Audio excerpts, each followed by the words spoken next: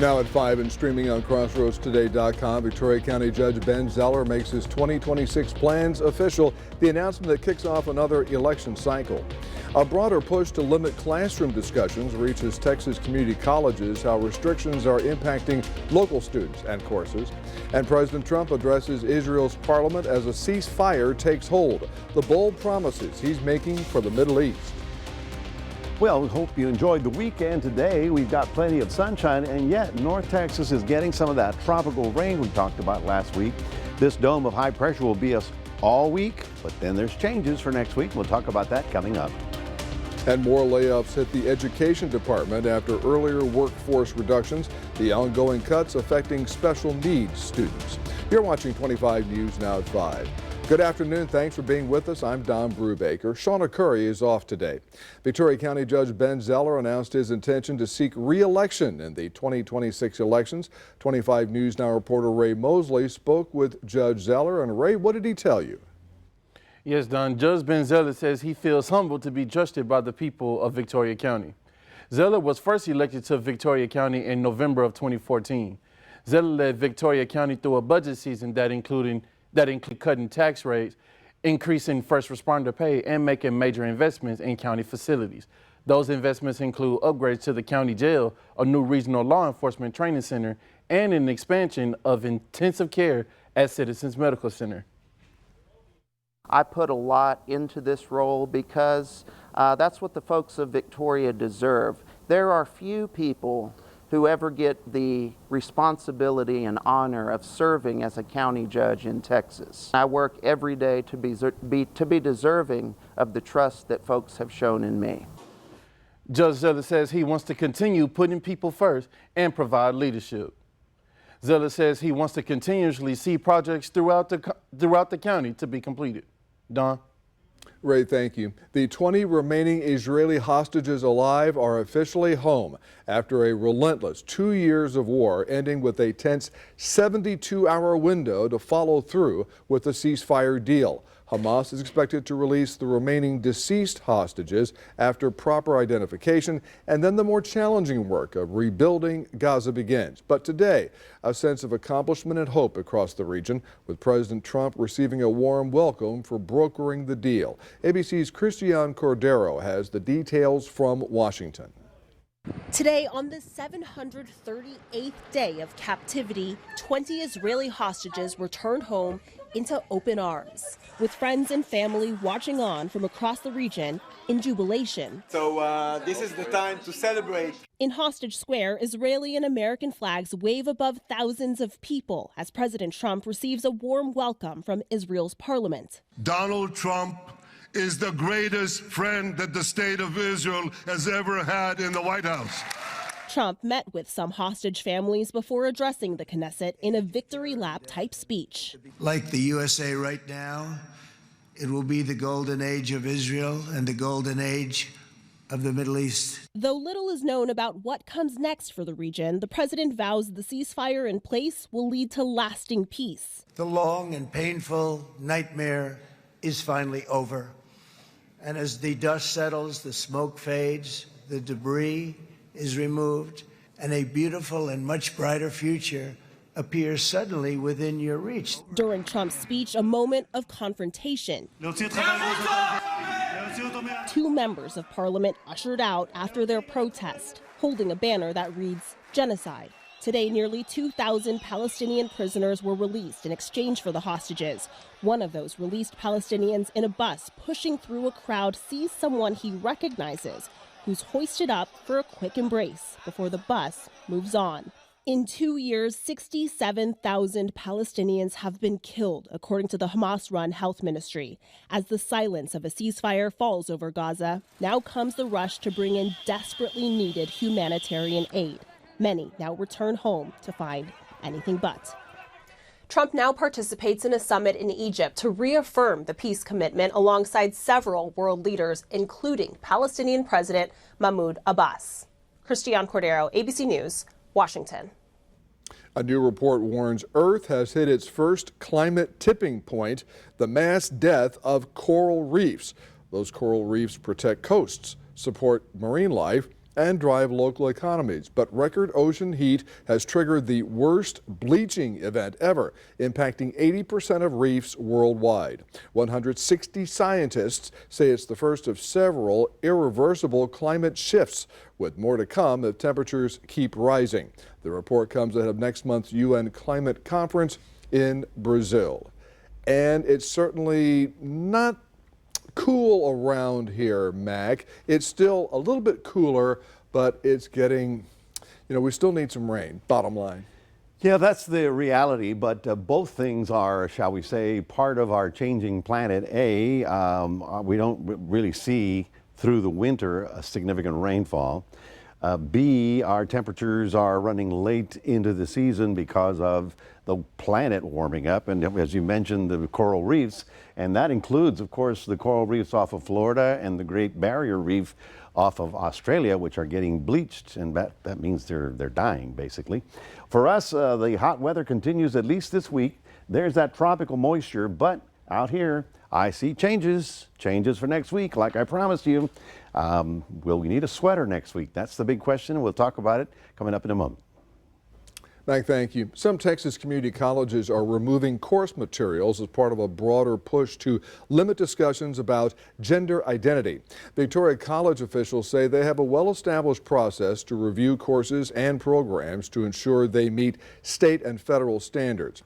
The Texas Tribune reports at least 2 other community colleges, Alvin and Blinn, are also reviewing what they can teach high schoolers enrolled in their fast-growing dual credit courses.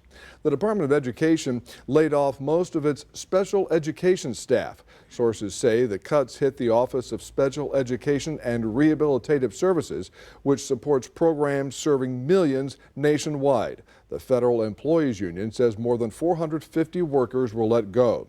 A department spokesperson confirmed some jobs were impacted but did not give numbers. Officials blamed the ongoing government shutdown, calling the reductions unavoidable. It follows earlier cuts last spring that eliminated nearly half the department's workforce under the Trump administration's downsizing plan. The government shutdown impacted many national parks, but the lights are still on at Mount Rushmore. South Dakota's governor and several lawmakers are donating their own money to keep the monument lit. Governor Larry Roden, along with State Senators Helene Duhamel and Randy Deibert, are among those contributing. The donation should keep the faces of Washington, Jefferson, Roosevelt, and Lincoln illuminated for the next few weeks. Remember to subscribe to our YouTube channel, Crossroads Today. Hit the like button and click the notification bell. Then you can see Crossroads Today on YouTube. Stay with us straight ahead on 25 News now at 5. A dramatic scene unfolds near Hicks Airfield in Fort Worth, the deadly crash that has investigators searching for answers. Also ahead, a Houston teenager ends up in federal custody after police find him on the streets, why his family cannot get him back.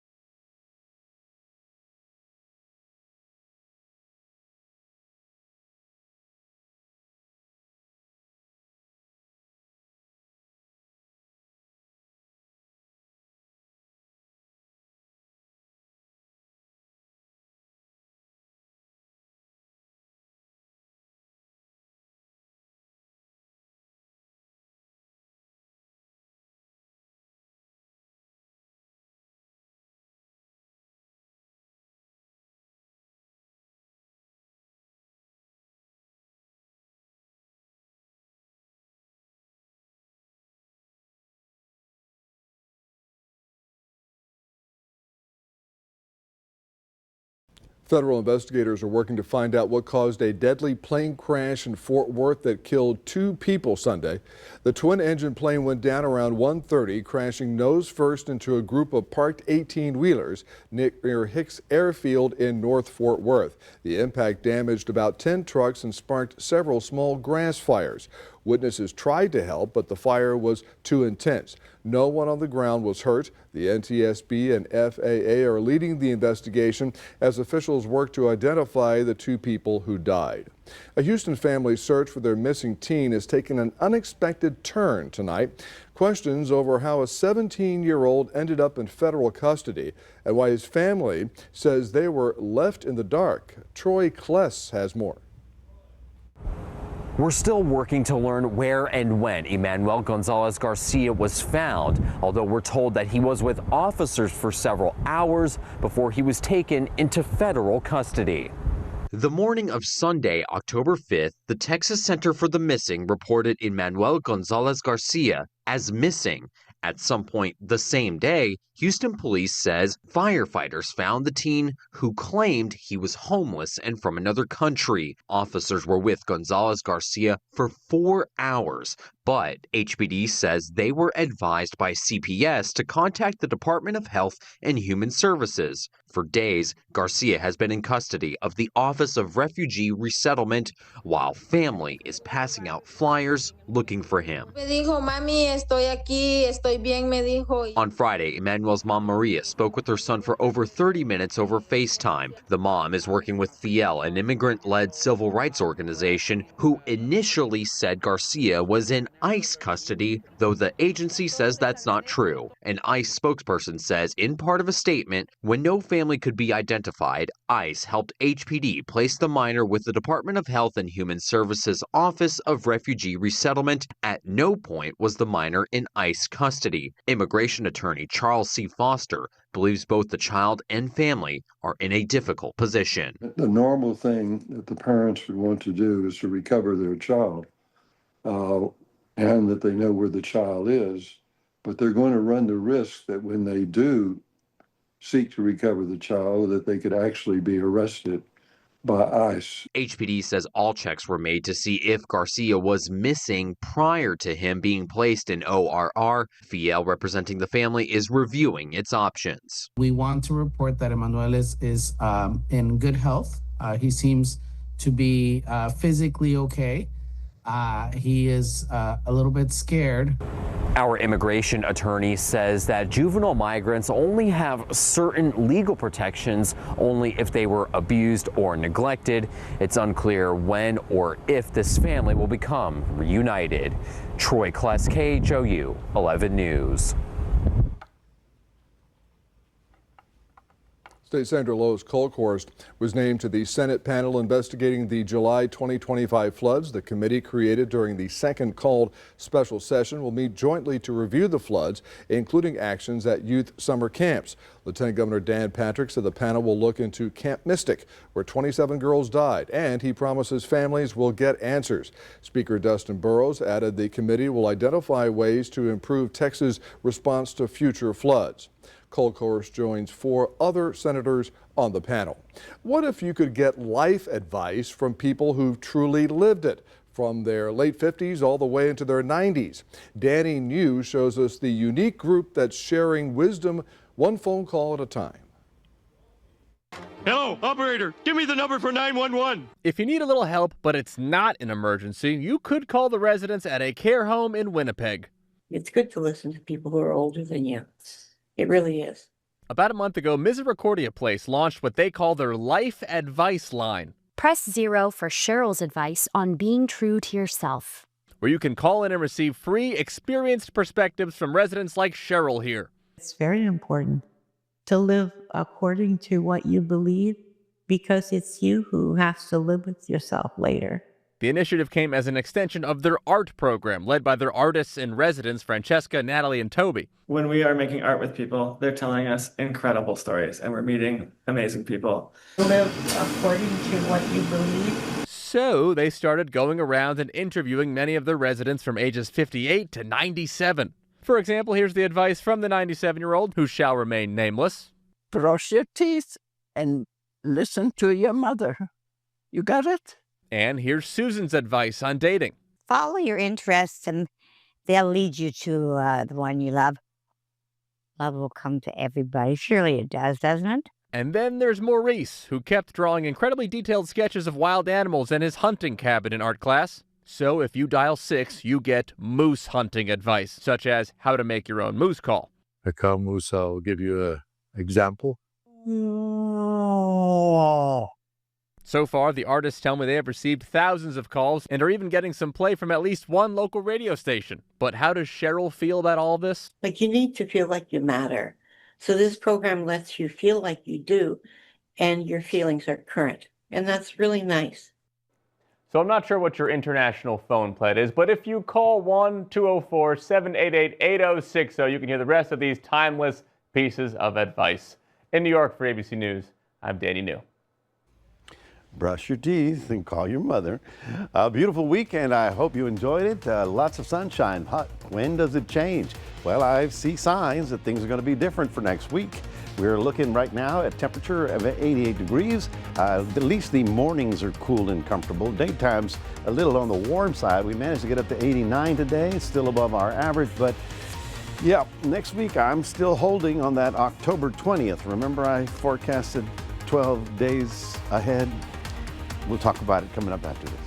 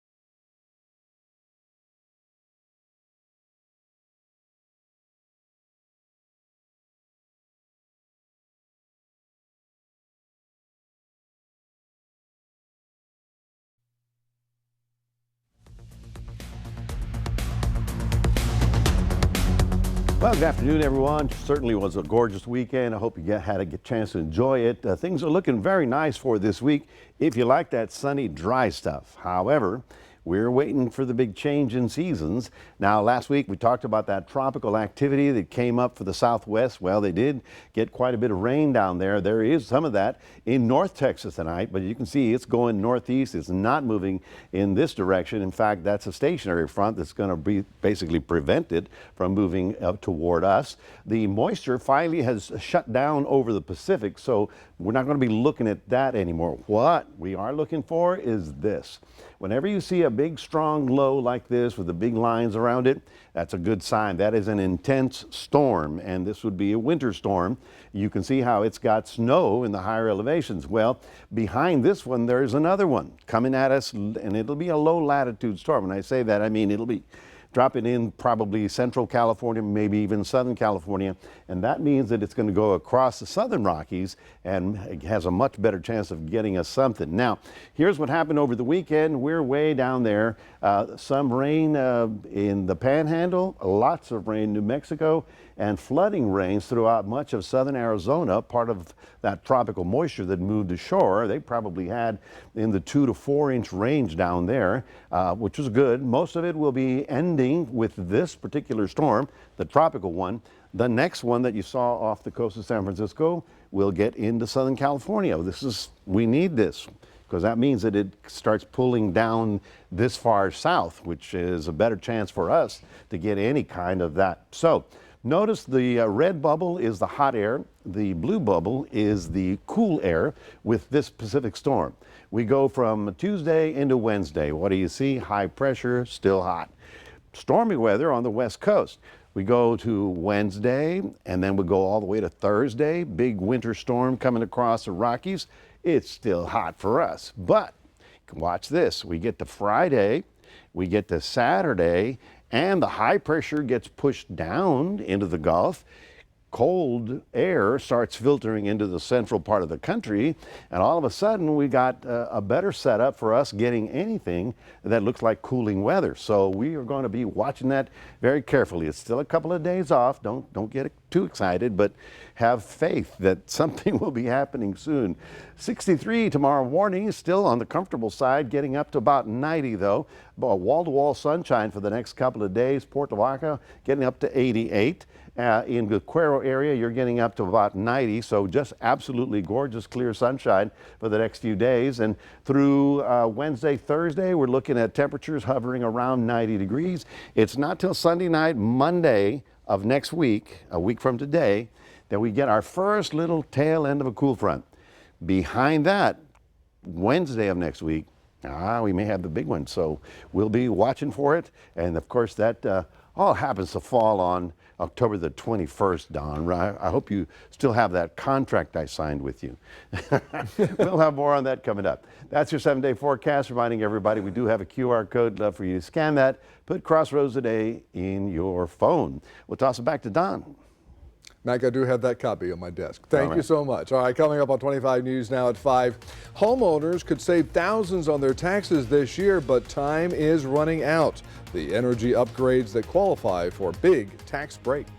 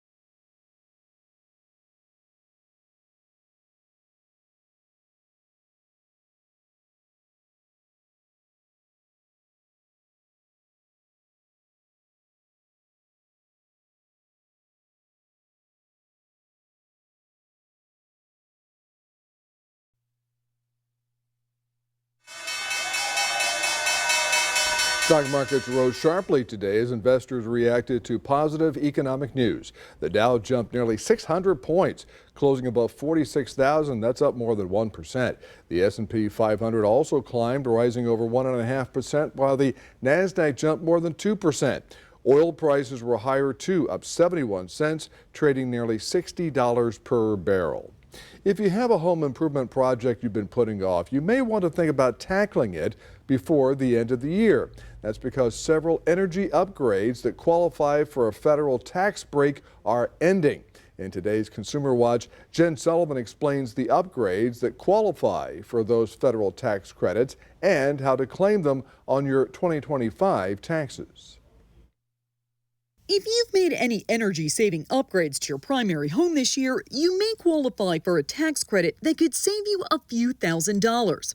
The Energy Efficient Home Improvement Credit allows you to claim up to $3,200 for certain upgrades, but that tax break expires December 31st. Now is the time for homeowners to take advantage of those and understand what home energy efficiency projects they need to tackle. Sarah Riley works at the home services company Front Door. She says working with a contractor can help you figure out which upgrades qualify. This tax credit is broken into two parts. First, a maximum credit of $1,200 for certain energy-efficient home improvements like HVACs, insulation, and limits on exterior doors and windows. They have to be Energy Star certified. The second credit is up to $2,000 for certain heat pumps, water heaters, and biomass stoves and boilers. Riley says HVAC systems should be replaced around every 10 years. We know from the U.S. Department of Energy that a high-efficiency HVAC unit can save households up to 20% of their annual energy bills. To receive the tax credit, you have to fill out the IRS tax form 5695. Make sure you have it installed and paid for by the end of the year. Tax consulting specialist Travis Belton says save your receipts or get a certificate of completion. You don't need to send them into the IRS, but keep them for your records. And keep in mind, you can't get back more on the credit than you owe in taxes. Not all the credits are refundable, though, so you may be able to reduce your tax liability, but not necessarily get the full money back. For Consumer Watch, I'm Jen Sullivan.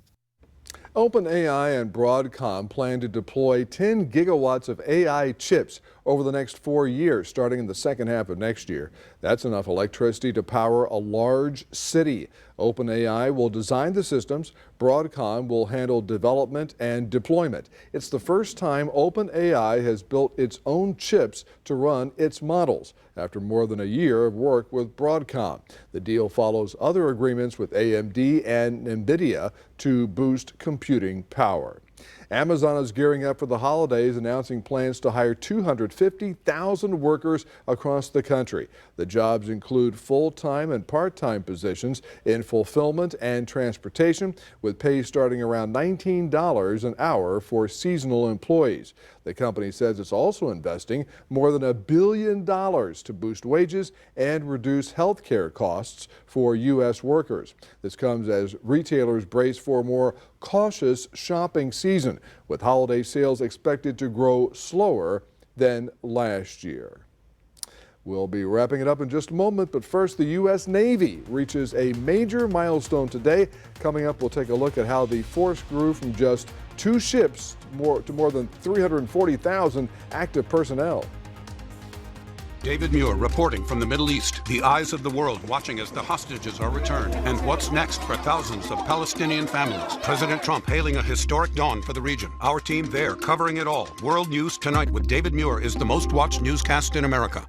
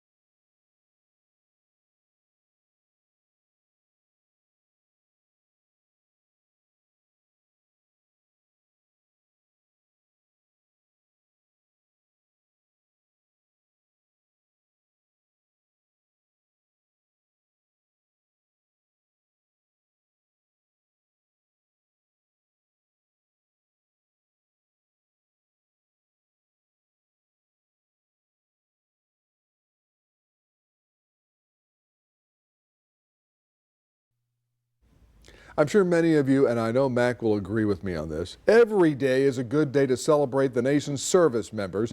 But today was extra special because it's the U.S. Navy's actual birthday, observed every year on October 13th. It was on that date in 1775 that the Continental Congress green-lighted the first U.S. naval force. That makes today the Navy's 250th birthday. NationalDayCalendar.com tells us the Continental Navy had just 2 ships and a crew of 80 men at the time of its inception. Today it has more than 340,000 active duty personnel and over 71,000 reservists. So we say happy birthday to the U.S. Navy. May it never lower anchor for any length of time. May their sails always wave. There you go. And of course, back then, it was all sailboats. All sailboats. And a few rowboats they were carrying. Well, you know. Folks, we're looking at some lovely sunshine right on through most of this week. It's next week where I'm getting excited that we have several fronts coming through us. The first one is not till Monday. That will actually bring us a little bit of rain, but there's one behind that I'm going to be advertising for most of this week. So we're looking at 90 degrees for the next couple of days.